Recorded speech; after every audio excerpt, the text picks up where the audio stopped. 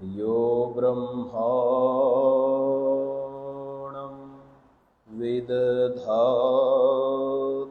पूर्वं यो वै वेदांश्च प्रहिणोति तस्मै तं हदेव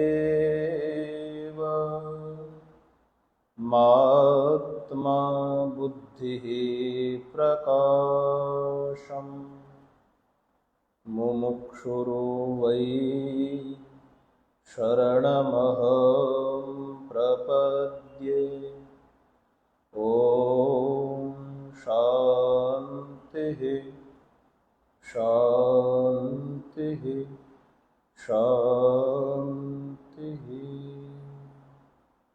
शङ्करं शङ्कराचार्यं केशवं बादरायणं सूत्रभाष्यकृतौ वन्दे भगवन्तौ पुनः पुनः।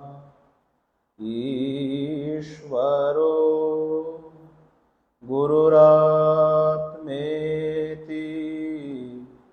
मूर्तिभेदविभागिने व्योमवद्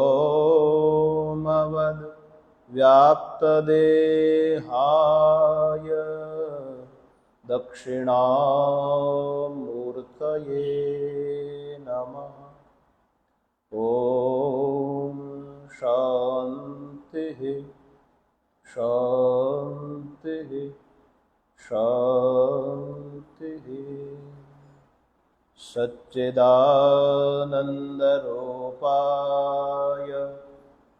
विश्वोत्पत्त्यादिहेतवे तापत्रयविनाशाय श्रीकृष्णाय वयं नमः। यं प्रव्रजन्तमनुपेतमपेतकृत्यां द्वैपायनो विरहकातर आजुहावः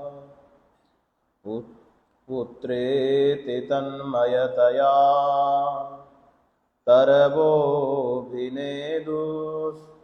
तं सर्वभूतहृदयं मुनिमानतोऽस्मि। तं सर्वभूतहृदयं मुनिमानतोऽस्मि। ॐ शान्तिः शान्तिः शान्तिः।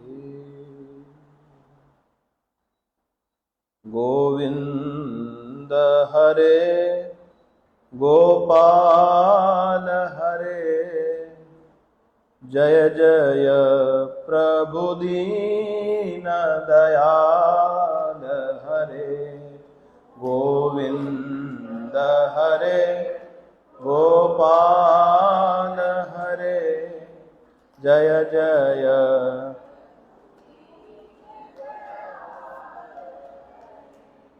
गोविन्द हरे गोपाल हरे जय जय प्रभु दीन दयाल हरे।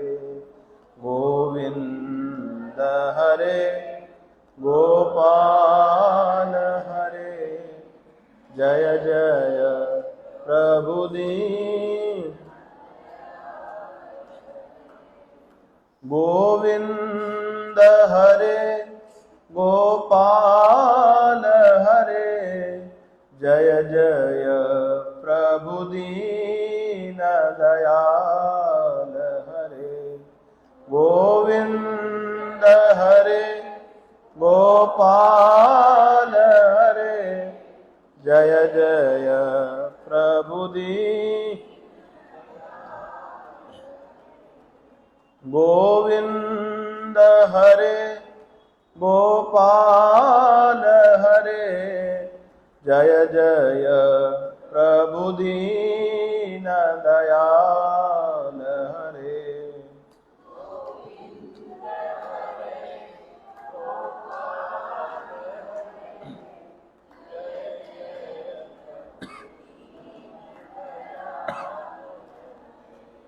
गोविंद हरे गोपाल हरे जय जय प्रभु दीन दयाल हरे।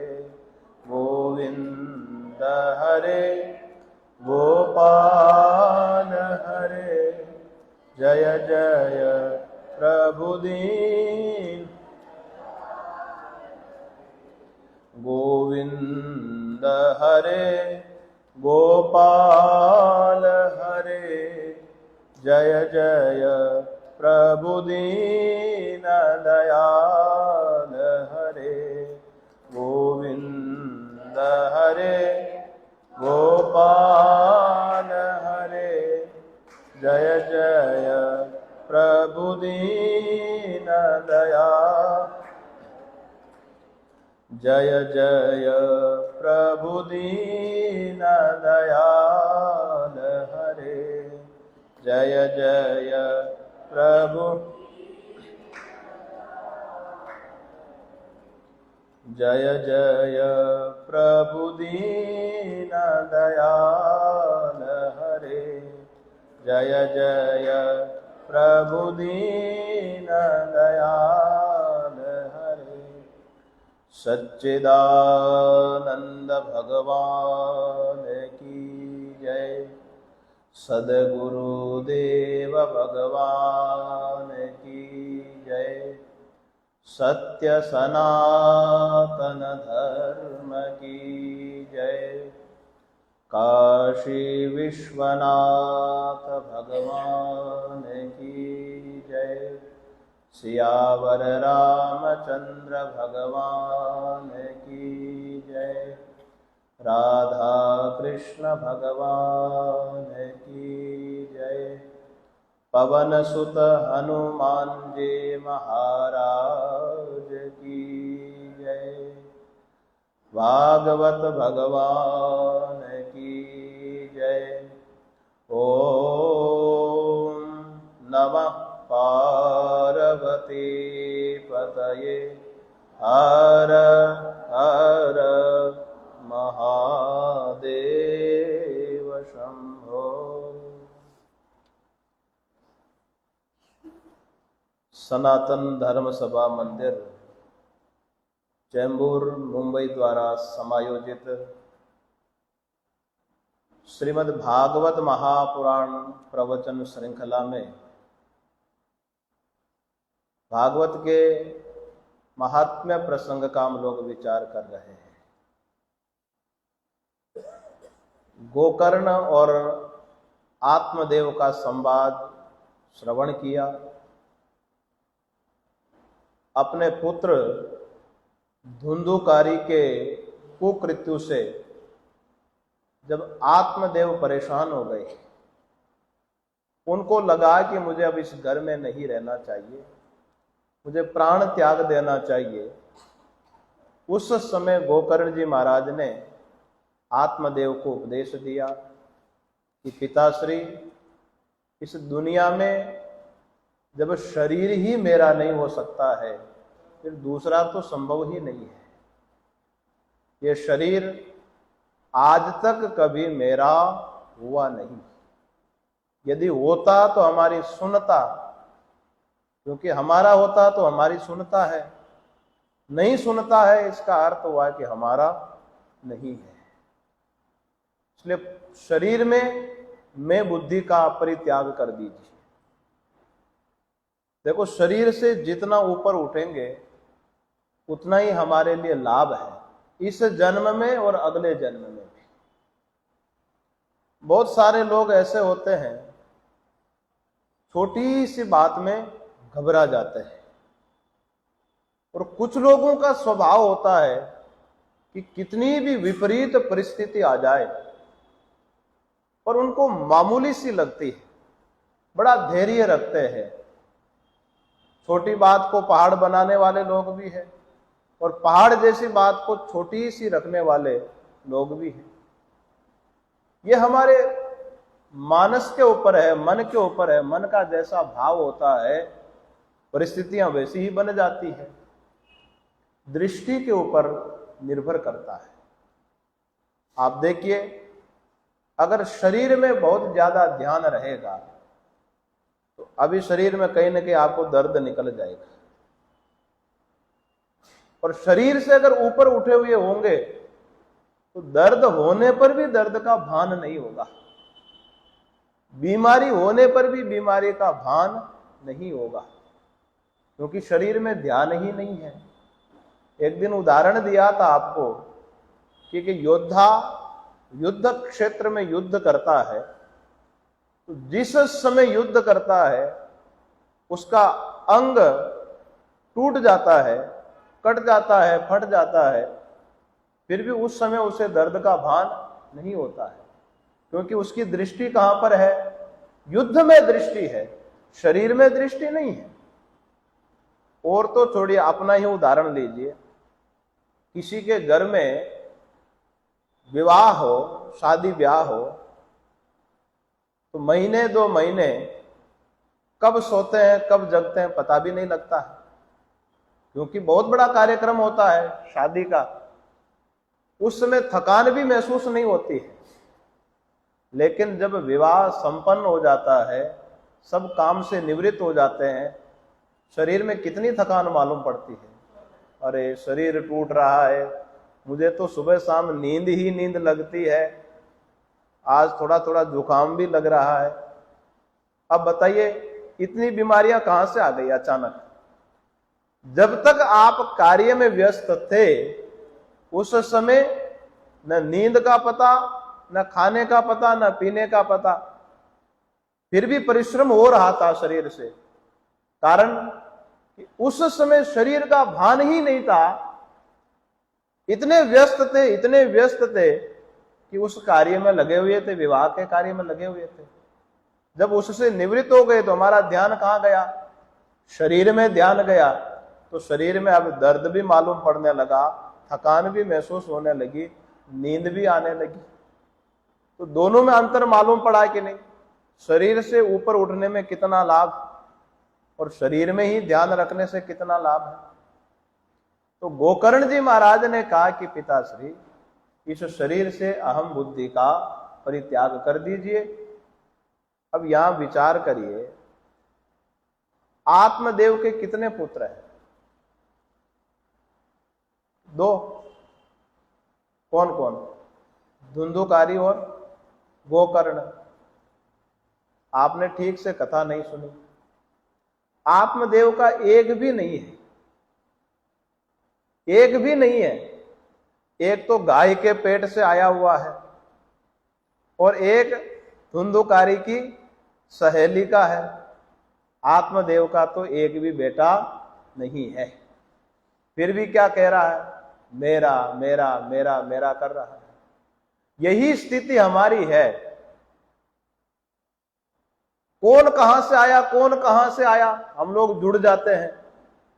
इस जन्म में इस मां के पेट से आए, अगले जन्म में दूसरी मां के पेट से आएंगे, हर जन्म में अलग अलग मां। तो इस जन्म में भी कौन कहां से आता है और उसको हम क्या करने लगते हैं? मेरा। यही आत्मदेव कर रहे हैं। लेकिन गोकर्ण जी महाराज ने जब उपदेश दिया तो उनको वैराग्य हो गया और वन गमन कर गए, भगवान के भजन में लग गए। वो तो घर छोड़ करके निकल गए। अब धुंधुकारी और आत्मदेव बचे। तो पिता का डर जो थोड़ा बहुत था वो भी समाप्त हो गया। तो मां के पास गया, धुंधुली के पास, कहा कि धन निकाल, धन कहां पर है? वैश्यों का संग करने वाला, उनको धन की आवश्यकता होती है, प्रतिदिन धन चाहिए। तो घर में तो जितना था सब बेच करके खा गया, बर्बाद कर दिया। मां बोलती कि बेटा मेरे पास धन कहां है? तो थोड़े बहुत बर्तन भांडे थे वो भी तूने बेच डाले। धुंधुकारी कहता है कि बातें मत बना, धन निकाल, नहीं तो लातों ही लातों से मारूंगा।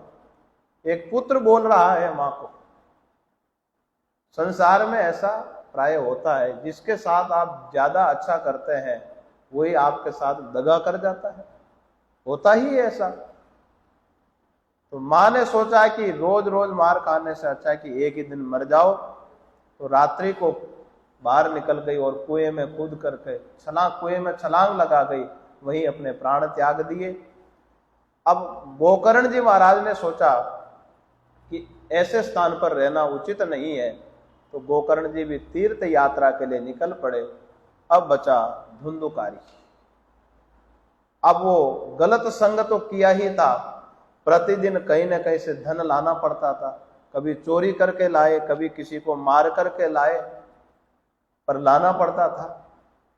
जिनका संग किया था उन स्त्रियों ने सोचा कि एक दिन हम पकड़े जाएंगे, इसके चक्कर में हम भी मारे जाएंगे।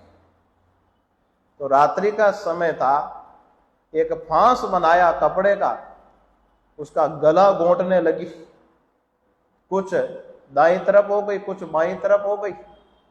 लेकिन आप जानते हैं कि पापी के प्राण देर से निकलते हैं। आग का अंगारा उसके मुख में डाला, उसके प्राण निकल गए। जब इसका पता गोकर्ण जी महाराज को लगा तो गया श्राद्ध किया वैदिक विद्वानों के द्वारा, पर फिर भी उसकी मुक्ति नहीं हुई। उन्होंने सोचा कि गया श्राद्ध करने से तो शायद मुक्त हो जाएगा, परंतु मुक्त नहीं हुआ। गोकर्ण जी ने सोचा कि चलो अब घर में कोई नहीं रहा, तीर्थ यात्रा करके घर में चलते हैं। घर में आए तो देखा कि सुनसान भूत बंगले की तरह पड़ा हुआ है। घर की शोभा तो व्यक्ति रहते हैं तब तक ही शोभा है, अगर कोई रहने वाला ही नहीं तो उसकी क्या शोभा है। आज यहां पर भगवान का स्थान है, इसलिए हम दौड़ करके आ रहे हैं। अगर इस स्थान में दूसरी कोई चीज होती तो कौन आता। तो व्यक्ति से घर की शोभा होती है।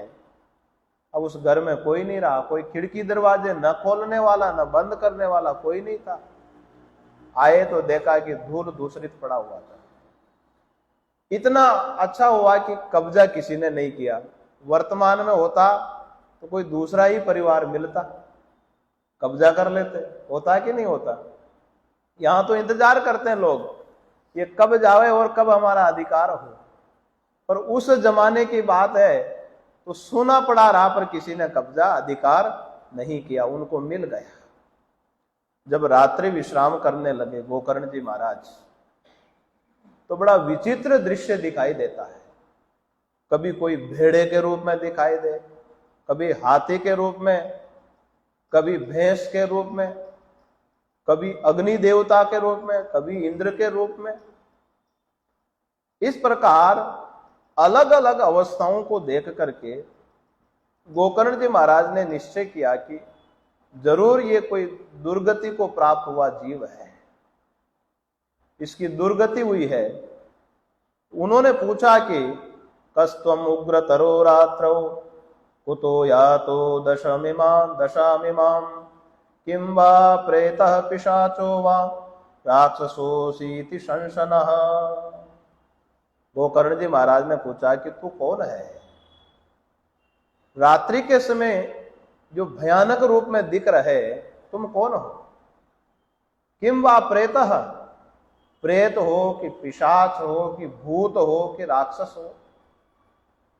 भूत प्रेत पिशाच ये मिलते जुलते ही हैं, ये योनियां होती हैं अलग अलग। पर जो लोग बोलते हैं ना कि हमको यहाँ भूत मिला, यहाँ प्रेत मिला, वो ज्यादातर अंधविश्वास होता है। पर योनियां होती है, भूत भी होता है, प्रेत भी होता है, पिशाच भी होता है। ये सब वायवीय शरीर वाले होते हैं। अलग अलग शरीर होता है ना, वायु प्रधान शरीर होता है, जल प्रधान शरीर होता है, अग्नि प्रधान शरीर होता है और पृथ्वी प्रधान शरीर होता है। अलग अलग प्रकार के शरीर होते हैं। किसी में जल तत्व की प्रधानता, किसी में वायु की प्रधानता, किसी में पृथ्वी की प्रधानता। गौशाला में हमने देखा पुराने लोग जानते होंगे, जो गांव में रहे, जहां गाय का गोबर डालते हैं, उसके नीचे से जब गोबर को आप हटाते हैं तो कितनी गर्मी होती है, उसमें धुआं उठता है, और उस अग्नि में भी कीड़े निकलते हैं। जहां हमारे पैर अगर रख दे तो फपोले पड़ जाएंगे, छाले पड़ जाएंगे, वहां रुक नहीं पाएंगे, इतना गर्म होता है वो खाद, लेकिन वहां भी कीड़े निकलते हैं। हम नहीं ठहर सकते, लेकिन वो तो आग से ही पैदा हुए हैं। अगर वो आग नहीं मिलेगी तो कीड़े मर जाएंगे। अग्नि प्रधान शरीर हो गया, और जल प्रधान शरीर होगा तो जल से बाहर आते ही मर जाएंगे। और जो वायुवीय शरीर होगा, वायु नहीं मिलेगी तो मर जाएगा, वायु प्रधान शरीर होता है।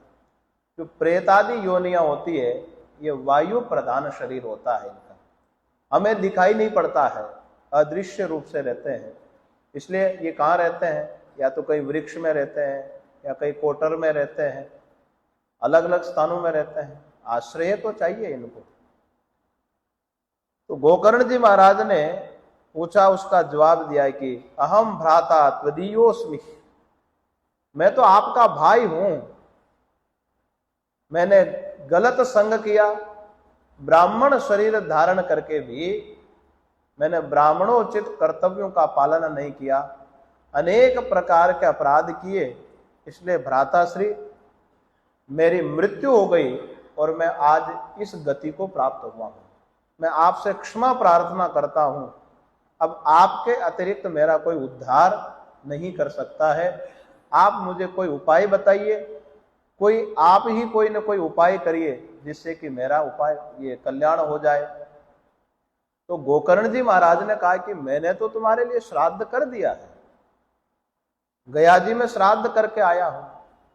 अब बताइए, गया श्राद्ध से भी मुक्ति नहीं हुई। गया श्राद्ध सतेनापि मुक्तिर्मे न भविष्यति, उपायम अपरम किंचित त्वं विचारय सांप्रतम।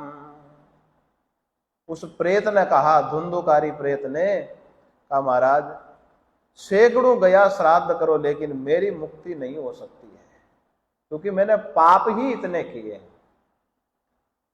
हम लोगों में एक कमी है, हम भगवान की भक्ति तो करते हैं और फल भी मांगते हैं। कितनी करते हैं? 1%, 2% करते हैं, और फल कितना चाहिए? 98%, 99% फल चाहिए। एरन की तो चोरी करे, करे सुई को दान, ऊंची चढ़ चढ़ नाले बहना, कद आवे बेवान।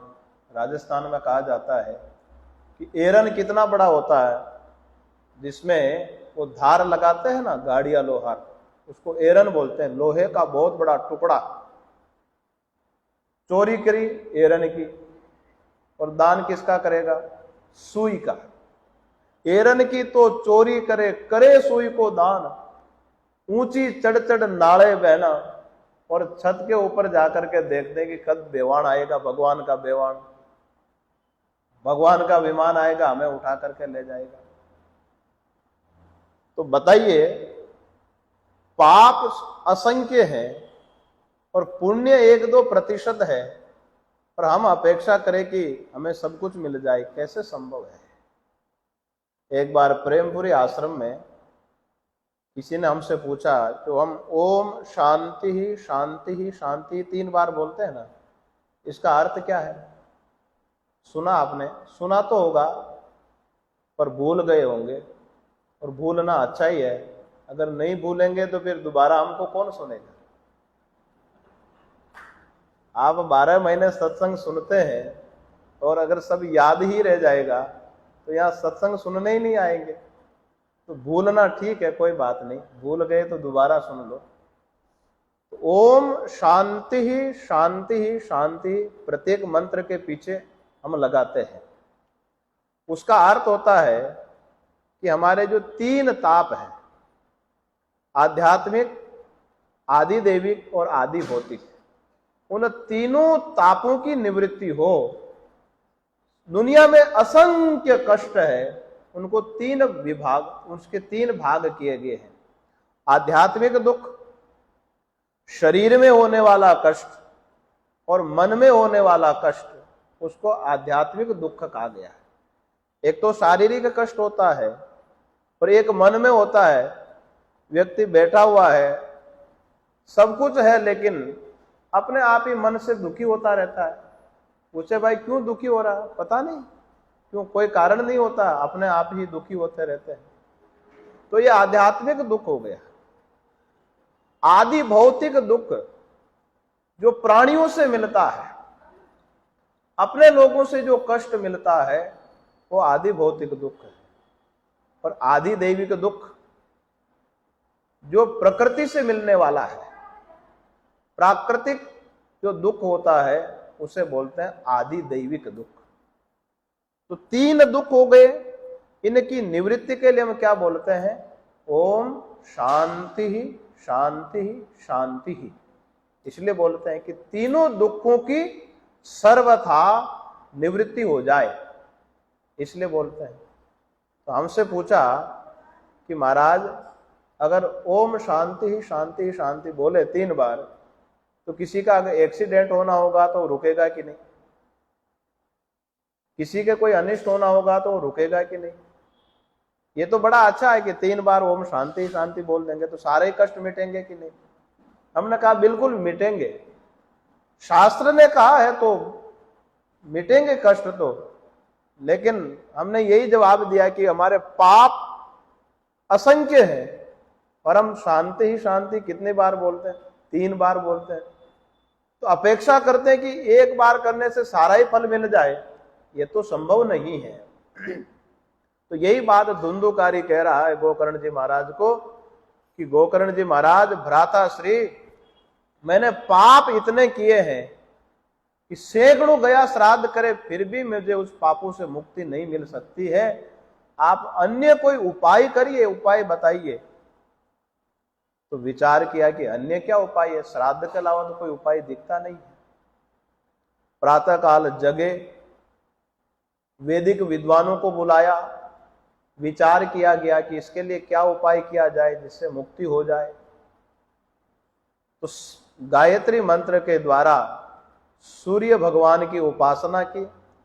सूर्य भगवान प्रसन्न हुए और उन्होंने कहा कि श्रीमद् भागवतान मुक्ति सप्ताहम वाचनम कुरु, इसको भागवत कथा सुनाओ, इससे मुक्ति हो जाएगी। बताइए भागवत की कितनी महिमा है। गया श्राद्ध से भी मुक्ति नहीं हुई, पर आप देखना अभी भागवत से उसकी मुक्ति हो गई। इतना पावर है भागवत में। अब धुंधुकारी से बड़े पापी तो हम नहीं हो सकते हैं ना। उसने तो संसार का कोई पाप नहीं छोड़ा। जो महान पापी प्रेत बना हुआ है, उसकी भी भागवत के पाठ से मुक्ति हो गई। एक दिन मैंने कहा था कि मूल भागवत पारायण का महत्व है। जहां कहीं भी भागवत कथा होती है, सप्ताह कथा, वहां पर विद्वान वैदिक पंडितों को बिठाया जाता है मूल भागवत का पाठ करने के लिए। महत्व मूल भागवत पाठ का है। अब भागवत कथा में कितने श्लोक पढ़ते हैं हम? 1% श्लोक भी नहीं पढ़ पाते हैं। कोई कथाकार कथा कहेगा भी तो कितनी कथा कह पाएगा? तो मूल पाठ का महत्व है। जैसे हनुमान चालीसा की व्याख्या अलग बात है, हनुमान चालीसा का पाठ अलग बात है। सुंदरकांड की व्याख्या अलग चीज है और सुंदरकांड पाठ अलग चीज है। तो पाठ का अलग महत्व होता है, व्याख्या का अलग महत्व होता है। भागवत का विद्वान इस विषय का अभ्यासी व्यक्ति होना चाहिए, क्योंकि जो निरंतर पाठ करता है ना, तो वो शब्द उसके मुख में बैठ जाते हैं तो तुरंत पारायण कर देता है। सप्ताह कथा में भी 4 घंटे 5 घंटे लगते हैं प्रतिदिन, तब जाकर के 7 दिन में मूल भागवत का पारायण होता है। और वो भी जिसको अभ्यास नहीं है, उलझ जाएगा तो दिन भर करता रहेगा तब भी पूरा नहीं होगा, और अशुद्ध उच्चारण करेगा, लाभ क्या होगा। इसलिए कभी भी पाठ करवाओ तो विद्वान पंडितों से पाठ करवाना चाहिए, जिससे कि आपका काम सफल हो जाए। प्राय यजमान को क्या होता है कि हमको तो पाठ करवाना है, कोई भी ये जाने इसका काम जाने, हमें तो फल मिलेगा। परंतु जब आप जान ही रहे कि योग्य कौन है और अयोग्य कौन है, फिर गलती किसकी है? हमारी गलती है। जो मूल पारायण हो तो विद्वान पंडितों के द्वारा, जो इसके अभ्यासी हो उनसे करवाना चाहिए। अब हम भागवत पढ़ रहे हैं, अगर हम भी पारायण करें तो 7 दिन में नहीं कर पाएंगे, संभव नहीं है। वही कर सकता है जिसको अभ्यास हो। तो यहां कह रहे हैं कि श्रीमद् भागवतान मुक्ति सप्ताहम वाचनम करम कुरु इति सूर्य वचा सर्वै धर्म रूपम तो विश्रितम। ये सूर्य भगवान का धर्ममय वचन सभी ने सुना। उचित स्थान देख करके श्रीमद् भागवत का पारायण शुरू किया, भागवत का पाठ शुरू किया, उचित स्थान देखा। तो पर धुंधुकारी तो प्रेत था, बैठने के लिए कोई स्थान तो था नहीं उसके लिए, जमीन में वो बैठ नहीं सकता है। तो उसके लिए एक बांस स्थापित किया था, एक बांस था, उसमें आकर के बैठ गया। एक दिन की कथा सुनी तो बांस का जो एक पर होता है, एक पर फट गया। दूसरे दिन की कथा सुनी तो दूसरा पर फट गया। तो 7 दिन की कथा में 7 पर फट गए और एक श्वेत वस्त्रधारी दिव्य रूप में प्रकट हुए। इतने में विमान आए और विमान धुंधुकारी के उस दिव्य रूप को उठा करके ले गया। अब उस कथा में बड़े बड़े लोग दूसरे भी आए हुए थे, कई सारे लोग आए, क्योंकि गोकर्ण जी महाराज भागवत कर रहे हैं तो इतना नाम था, हजारों हजारों लोग कथा सुनने के लिए आए हुए थे। परंतु उनके लिए कोई विमान नहीं आया। उन्होंने कहा कि महाराज आपने पक्षपात किया है, इनके लिए विमान आ गया, हमारे लिए साइकिल ही भिजवा देते। इनके लिए आसमान से विमान आया, कम से कम साइकिल ही आ जाती, एक स्कूटर ही आ जाता, छोटी मोटी गाड़ी आ जाती, कम से कम ऊपर नहीं जाते तो यहां तो गाड़ी काम आती। अकेले आदमी के लिए विमान आया और हमारे लिए तो कोई विमान आया नहीं। तो गोकर्ण जी महाराज ने कहा कि भाई हमने तो आपके सामने कथा सुनाई है, इसको कमरे में बैठाकर तो सुनाई नहीं, सबको समान रूप से सुनाई, तो आपकी ही कोई गलती रही होगी। कहा महाराज क्या गलती हो गई हमसे? या तो पूरी कथा सुनी नहीं, एक दिन आए और एक दिन गैप मार दिया, जैसे आप लोग करते हो, कभी आते हैं और कभी नहीं भी आते हैं। पर जब पूरा महीना हो जाएगा कि महाराज हमको तो भागवत का फल नहीं मिलेगा, फल कहां से मिलेगा? बीच बीच में गैप मारते रहे, पुण्य मिलेगा परंतु पूरी सुनी नहीं कथा। जब सुविधा होती है तब आ जाते हैं और जब सुविधा नहीं होती तब नहीं आते हैं। और दूसरा, सुनते हुए भी शरीर यहां था और मन कहीं दूसरी जगह था। तीसरा कारण बताया कि मन भी था और शरीर भी था, लेकिन नींद लग गई तो शब्द छूट गए। तो उन्होंने कहा कि कोई ना कोई कमी रही है आप लोगों में, या फिर अनुष्ठान जैसे प्रेत ने एक समय भोजन किया, एक समय का उपवास रखा, तो आप लोगों ने संयम पूर्वक नहीं सुना होगा। तो सबने कहा कि महाराज अब गलती नहीं करेंगे, दोबारा कथा सुनाओ हमको। फिर वही 11 महीने बाद श्रावण में फिर दूसरी बार कथा हुई। अब समझ गए कि सावधानी रखनी है, इस बार कहीं चूक नहीं होनी चाहिए, तो दोबारा कथा सुनाई तो सबका कल्याण हुआ। इसलिए सुनने में ही भेद है कि एक व्यक्ति का एक ही बार में कल्याण हो गया और दूसरे का नहीं हुआ। अब यहां मैंने निवेदन किया था आपसे कि जो ये केवल राजा रानी की कथा मात्र नहीं है, कुछ न कुछ इसका रहस्य होता है। अब यहां पर कौन कौन है? आत्मदेव है, धुंधुली है, धुंधुकारी है और गोकर्ण है। आत्मदेव कौन है? ये प्रत्येक जीव आत्मदेव है। हम सब आत्मस्वरूप ही तो है, हम सबके भीतर आत्मा ही तो है। तो आत्मदेव कौन हो गया? ये प्रत्येक जीव आत्मदेव हो गया। और धुंधुली कौन है? ये बुद्धि, इसकी पत्नी। वो मर्यादा में नहीं है। यदि प्रत्येक व्यक्ति जीव है और अगर उसकी बुद्धि नियंत्रित नहीं है, मर्यादा में नहीं है, तो उसके कौन पैदा होगा? धुंधुकारी पैदा होगा। उसे तो धुंधुकारी जैसा ही जीवन मिलेगा। हमारे संपूर्ण शरीर का संचालन किस यंत्र से होता है? बुद्धि के द्वारा होता है। निर्णय करने का काम बुद्धि का है। हमारे अंतःकरण के, मन के 4 भाग किए गए हैं: मन, बुद्धि, चित्त और अहंकार। उदाहरण से आप समझिए, जैसे इदम पुस्तकम, यह पुस्तक है। कौन सी पुस्तक? श्रीमद् भगवद गीता। यह पुस्तक है, भागवत महापुराण है। किसके द्वारा ज्ञान हुआ आपको? मन के द्वारा ज्ञान हुआ, इंद्रियों के माध्यम से। नेत्र इंद्रिय, चक्षुर इंद्रिय के माध्यम से हमने ज्ञान किया कि इदम पुस्तकम, यह पुस्तक है। ज्ञान किससे हुआ? मन के द्वारा। अब निर्णय करेंगे, उससे पहले आप क्या कहेंगे? कि मेरी है, ये पुस्तक मेरी है। मम पुस्तकम अस्ति, ये पुस्तक मेरी है। दूसरा पार्ट हो गया अहंकार। और तीसरा है निर्णय करने वाला। पहला ज्ञान क्या हुआ? यह पुस्तक है। दूसरा ज्ञान, यह मेरी है। और तीसरा ज्ञान, इसे यहीं रखना है कि कहीं ले जाना है। यह काम किसने किया? बुद्धि ने। इसलिए निश्चयात्मिका बुद्धि, व्यवसायत्मिका बुद्धि ऐसा बोलते हैं।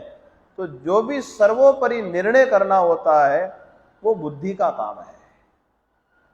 इसलिए तुलसीदास जी महाराज कहते हैं, जहां सुमति तहां संपत्ति नाना, जहां कुमति तहां विपद निधाना। जिस परिवार में सन्मति हो तो वहां तो संपत्ति ही संपत्ति है, और बुद्धि बिगड़ जाए तो वहां पर विपदा ही विपदा है। इसलिए हमारे उपनिषद में कहा, आत्मानं रथिनं विद्धि शरीरं रथमेव तो इंद्रियाणि हयानाहु मन प्रग्रहमेव च। कहते हैं कि रथी कौन है? इसको रथी और रथ, इस शरीर को रथ की संज्ञा दी गई है। शरीरम रथमेव तो, ये शरीर हो गया रथ। रथ में कौन होता है? एक रथ का मालिक होता है। मालिक कौन है? आत्मानम रथिनम विद्धि, आत्मा इस शरीर का मालिक हो गई। ये निकल करके चला जाएगा तो राम नाम सत्य। शरीर घर में पड़ा रहेगा फिर भी चेतना नहीं रहती है। बहुत बढ़िया लाइट लगाई हुई है आपने, कितनी बढ़िया चमक रही है, पर वो किसका प्रभाव है? विद्युत का प्रभाव है। कितनी बढ़िया चमक दमक वाली लाइट हो, पर वो कब तक सुंदर लगती है? जब तक उसमें बिजली है तब तक ही सुंदर लगती है। इसी प्रकार इस शरीर में जब तक ये आत्मा है तब तक ही ये बढ़िया प्यारा लगता है। ये जिस दिन निकल जाता है तो स्पर्श करने के बाद भी स्नान करते हैं, और बाद में कोई पूछने नहीं आता है। चेतना होती है तब तक ही लोग पूछते हैं।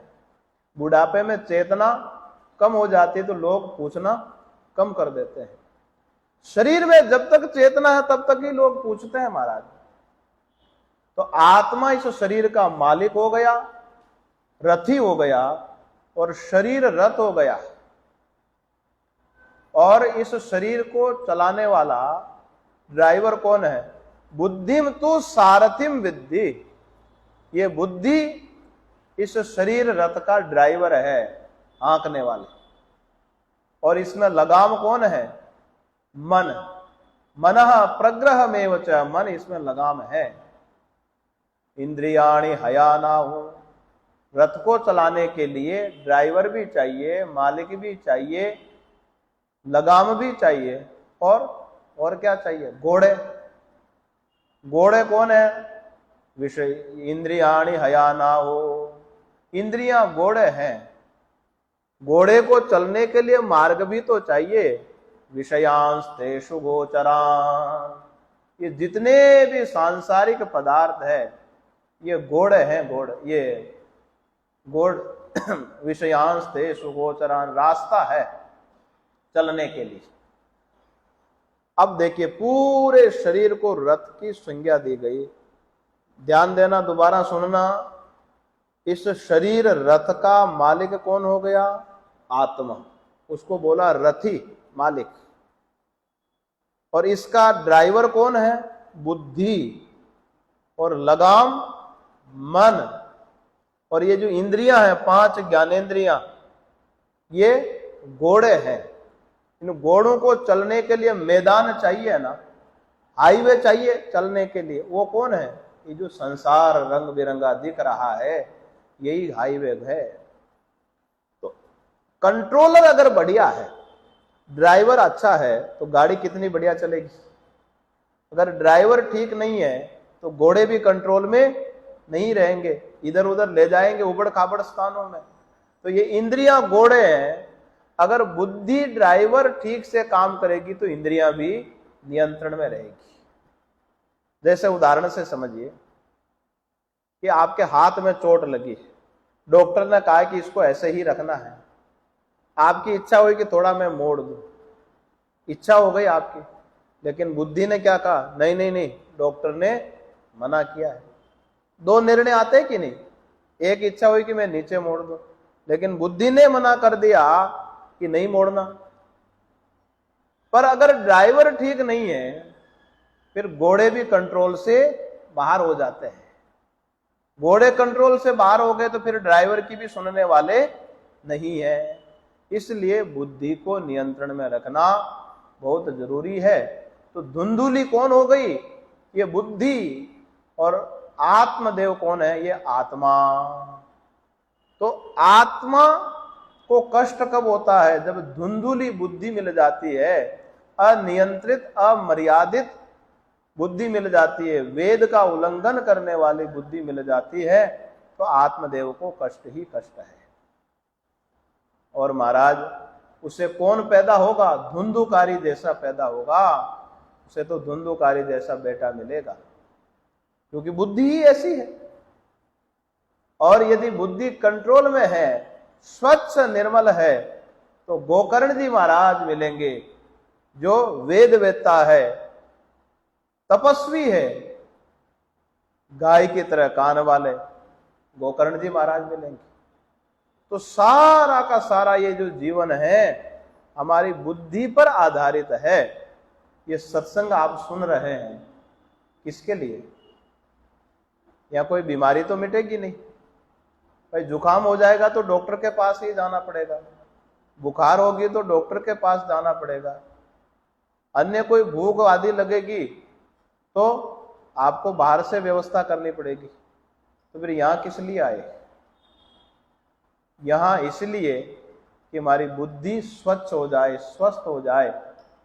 बुद्धि को नियंत्रित करने के लिए ही ये सत्संग सुनाया जाता है।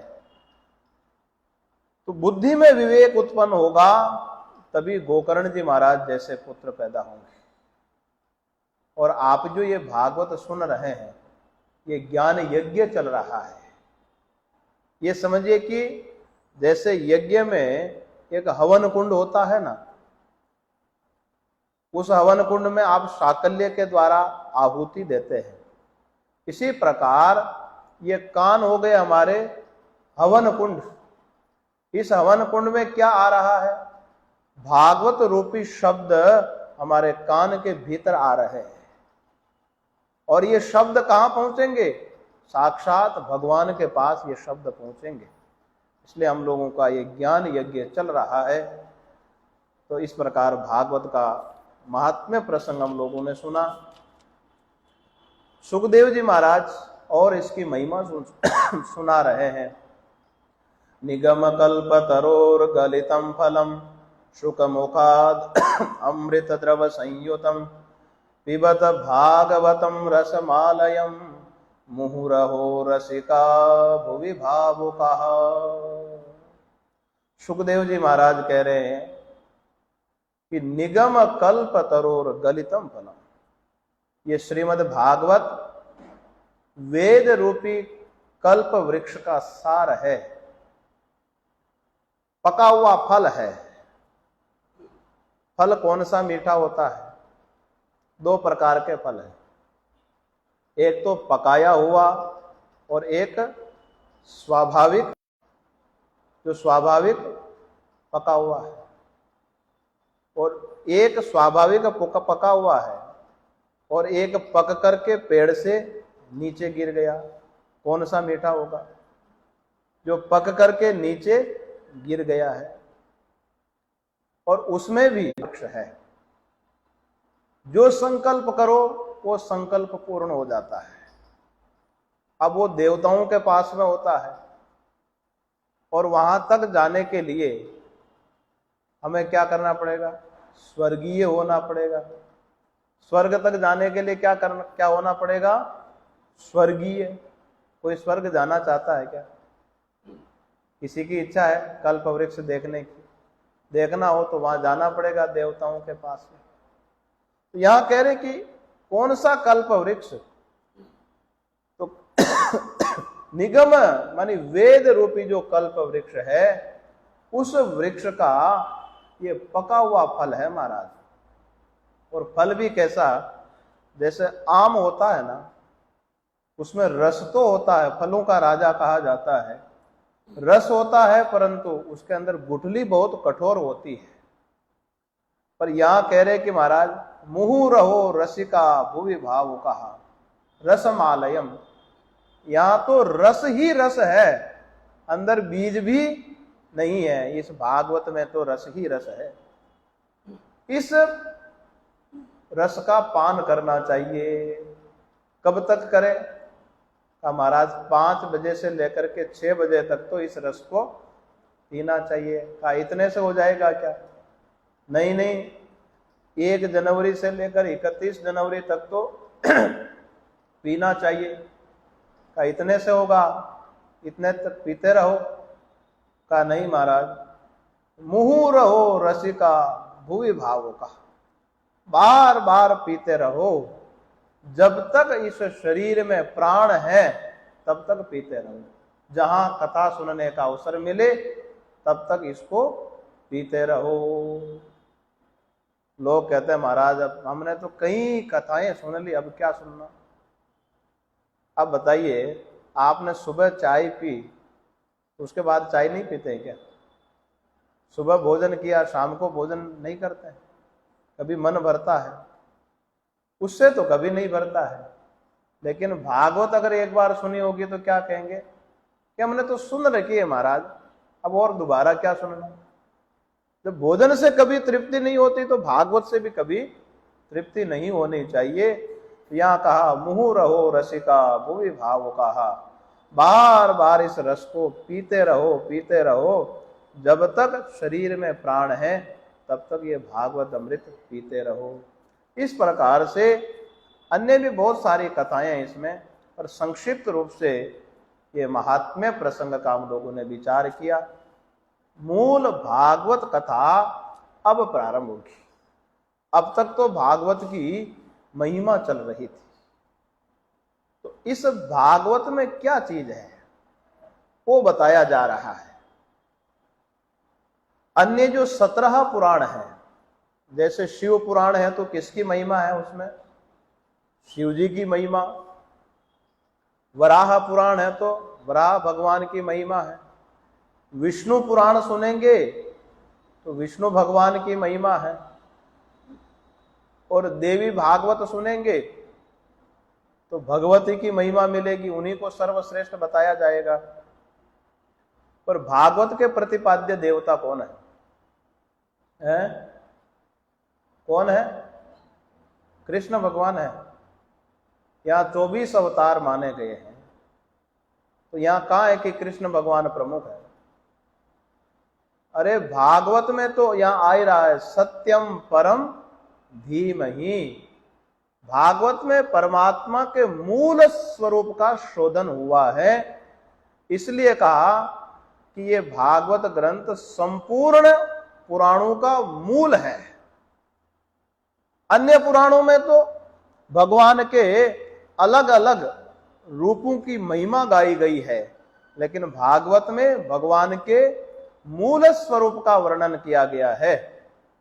जो भगवान का मूल स्वरूप, तो उसमें सभी विग्रह समाएंगे कि नहीं? मूल में सब आ जाते हैं। उदाहरण से समझिए, एक विशाल बरगद का पेड़ है। सबसे बड़ा पेड़ कौन सा होता है? वट वृक्ष का पेड़ होता है। इतना फैला हुआ होता है, इतना फैला हुआ होता है, कुछ कुछ पेड़ तो आधे किलोमीटर तक फैल जाते हैं। और उसका बीज कितना सा होता है? राई की तरह बीज होता है, छोटा सा बीज होता है बरगद का। और पेड़ कितना बड़ा होता है? विशाल, जिसकी कोई सीमा ही नहीं होती है, इतना बड़ा पेड़ होता है। अब आप बताइए, उस बीज के अंदर बरगद का पेड़ है कि नहीं? नहीं है। है कि नहीं? विचार कर लीजिए। उसका चूर्ण बनाइए, कहीं पेड़ दिखेगा आपको? नहीं दिखेगा। फिर कैसे कह रहे हैं कि उसमें बरगद का पेड़ है? उसमें क्या प्रमाण है? उसमें यही प्रमाण है कि जब आप उसको जमीन में गाड़ देते हैं तो उससे बरगद का पेड़ ही आएगा, आम का पेड़ नहीं आता है, धान की फसल नहीं आती है। गेहूं का बीज लगाया है तो गेहूं ही आएगा, धान का बीज लगाया तो उससे धान ही होगा। कभी विचार किया आपने कि जब बीज में तो कुछ दिखता नहीं है, लेकिन जब पैदा होता तब दिखता कि ये तो गेहूं है, ये आम है, ये आम है।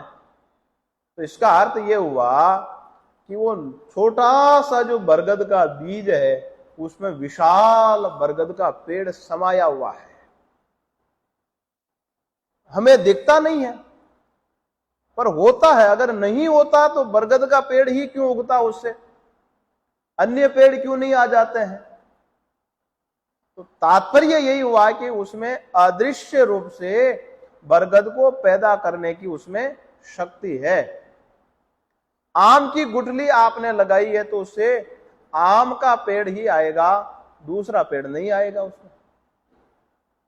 तो एक अदृश्य कार्य तत्व होता है जिस उस कारण में दिखाई नहीं देता है, लेकिन जब प्रकट होता है तब पता लगता है कि ये पेड़ अदृश्य रूप से इसमें समाया हुआ है। इसी प्रकार से भगवान के जितने भी विग्रह है, जितने भी रूप है, एक तत्व के ही अनेक रूप है। जैसे एक बीज से असंख्य पेड़ पैदा हो जाते हैं। गेहूं का आपने एक दाना लगाया, उससे कितने बीज बन जाएंगे? हजारों लाखों टन गेहूं पैदा हो जाता उससे, एक बीज से तैयार करते करते। एक पौधे से असंख्य पौधे तैयार हो जाते हैं। इसी प्रकार भगवान के नाना रूप है, लेकिन सब मूल तत्व से निकले हुए ही तो है। इसलिए भागवत ग्रंथ की इतनी महिमा है।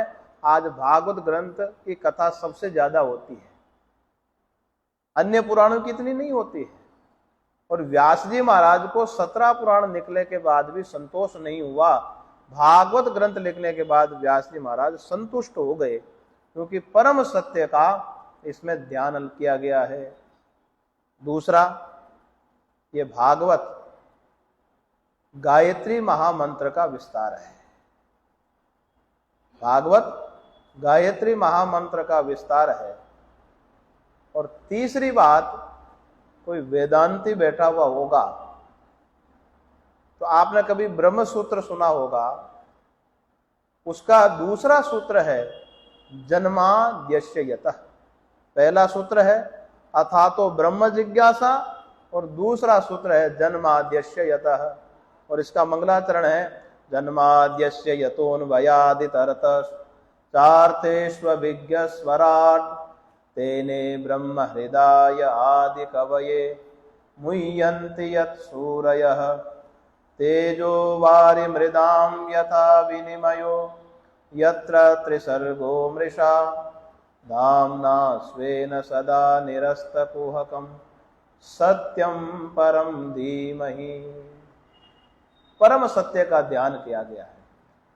तो गायत्री महामंत्र का विस्तार है और दूसरा कहा कि जन्माद्यस्य यतः ब्रह्म सूत्र का ये विस्तार है। इसका विचार कल करेंगे। पर यहां पर परम सत्य का ध्यान किया गया है, वो कैसे, थोड़ा उसका विचार कर लीजिए।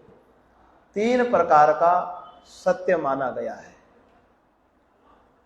एक है प्रातिभाषिक सत्य, दूसरा होता है व्यवहारिक सत्य और तीसरा परमार्थ सत्य, परम सत्य। प्रातिभाषिक सत्य जैसे आपने स्वप्न देखा, स्वप्न देखते समय वो सच्चा मालूम पड़ता है। स्वप्न के समय ये ज्ञान नहीं होता है कि हम स्वप्न देख रहे हैं, सच्चा ही मालूम पड़ेगा। परंतु जब स्वप्न से बाहर आते हैं, जागृत में आ जाते हैं, तो उस समय पता लगता है कि वो तो मिथ्या था, वास्तविक नहीं था। तो उसको बोलते हैं कि प्रातिभाषिक ज्ञान। दूसरा उदाहरण देखो आप, रात को आप अंधेरे में देखा आपने, रस्सी में सांप की भ्रांति हो गई, ऐसे टेढ़ी मेढ़ी पड़ी हुई थी, ठीक से प्रकाश नहीं था, आपको लगा कि ये सर्प है। कब तक सांप है वो? जब तक ज्ञान नहीं होता है तब तक सांप है। टॉर्च लेकर के आए, प्रकाश किया तो ज्ञान हो गया, अरे यहां तो सांप कभी था ही नहीं, हमें भ्रांति हो गई। तो जिस समय ज्ञान हो रहा है उस समय तो सत्य ही लगता है ना। अगर उस समय सर्प नहीं समझते आप तो डरते क्यों फिर? उस समय तो डर गए थे ना। उसको बोलते प्रातिभाषिक सत्य। और दूसरा है व्यवहारिक सत्य। जब तक ये संसार है, हम व्यवहार कर रहे हैं, ये व्यवहारिक सत्य दिखता है। और तीसरा है परमार्थ सत्य, जो कभी मिटता नहीं है। उस सत्य को कभी मिटाया नहीं जा सकता। व्यवहारिक सत्य जब तक जैसे ये शरीर है तब तक दिख रहा है, एक दिन ये भी मिट जाएगा, इसका भी नाश हो जाएगा। व्यवहार है तब तक इसकी सत्ता है, ये भी मिट जाएगा। जैसे अभी हम ब्राह्मण है, श्रेष्ठ कुल में पैदा हुए हैं और किसी के पिता है, अनेक प्रकार के संबंधों से समावित है। परंतु जब शरीर छूट जाएगा तो वो संबंध भी उसके साथ मिट जाएंगे। ये जो सत्ता है, ये कौन सी सत्ता कहलाएगी? व्यवहारिक। जब तक है जगत में तब तक वो सत्ता है, बाद में मिट जाएगी। तीसरी सत्ता है परमार्थ सत्ता, उसको भूत भविष्यत वर्तमान में कभी भी मिटाया नहीं जा सकता है। वो प्रत्येक पदार्थ के भीतर विद्यमान है, सर्वथा, सब काल में, सब स्थान में वो सत्ता विद्यमान है, वो कभी मिटने वाली नहीं है। उसी को बोलते हैं परमार्थ सत्य, उसी को परम सत्य बोलते हैं। तो हम ध्यान धीमहि माने ध्यान करते हैं किसका? परम सत्य का हम ध्यान करते हैं, मानी परमात्मा के मूल स्वरूप का हम ध्यान करते हैं। शेष विचार कल के प्रसंग में करेंगे। आइए शांति पाठ करते हैं। ओम पूर्णमदः पूर्णमिदं पूर्णात् पूर्णमुदच्यते पूर्णस्य पूर्णमादाय पूर्णमेवावशिष्यते। ओम शांति शांति शांति। ओम सर्वे भवन्तु सुखिनः, सर्वे सन्तु निरामयाः, सर्वे भद्राणि पश्यन्तु मा कश्चित् दुःख भाग् भवेत्। ओम शांति शांति शांति। हे ईश सब सुखी हो, कोई न हो दुखारी। सब हो निरोग भगवन, धन धान्य के भंडारी। सब भद्र भाव देखे, सन्मार्ग के पथिक हो। दुखिया न कोई होवे, सृष्टि में प्राणधारी। हे ईश सब सुखी हो, कोई न हो। सुखी बसे संसार सब, दुखिया रहे न कोई। यह अभिलाषा हम सब की, भगवन पूरी हो। विद्या बुद्धि तेज बल, सबके भीतर हो। आपकी भक्ति प्रेम से, मन होवे भरपूर। राग द्वेष से चित्त मेरा, कोसों भागे दूर। मिले भरोसा आपका, हमें सदा जगदीश। आशा तेरे नाम की, बनी रहे मम ईश। पावना भक्त बनाए के, मन हृदय में धारे दीनता। हे मेरे करता, हाथ जोड़ विनती करूं, सुनिए कृपा निधान। साधु संगत दीजिए, दया धर्म का दान। हरे राम राम राम राम हरे हरे।